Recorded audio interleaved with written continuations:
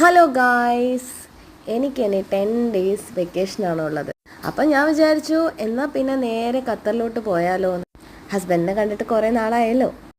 അപ്പം പിന്നെ ഞാൻ എൻ്റെ സ്റ്റാൻഡ് ബൈയും കഴിഞ്ഞ് അതേ ദിവസത്തെ ഫ്ലൈറ്റ് തന്നെ എടുത്തിട്ട് പോയി.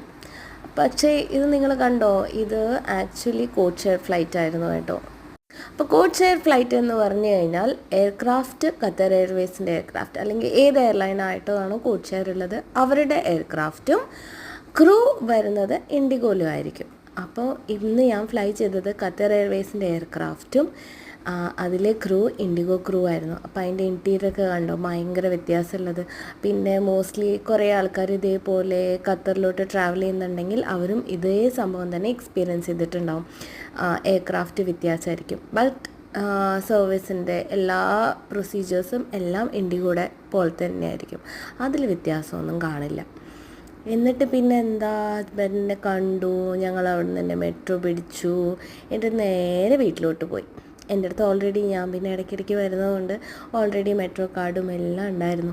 അതൊന്നും എടുക്കേണ്ടി വന്നില്ല, പെട്ടെന്ന് തന്നെ ഞങ്ങൾ വീട്ടിലെത്തി. ഇനി ബാക്കിയുള്ള വിശേഷങ്ങളും ഇനി 10 ദിവസം വരെ ഉണ്ടല്ലോ, ബാക്കിയുള്ള വിശേഷങ്ങളൊക്കെ ആയിട്ട് ഞാൻ പിന്നീട് വരാം. അപ്പോൾ ബൈ ഗായ്സ്, എല്ലാവരും ടേക്ക് കെയർ.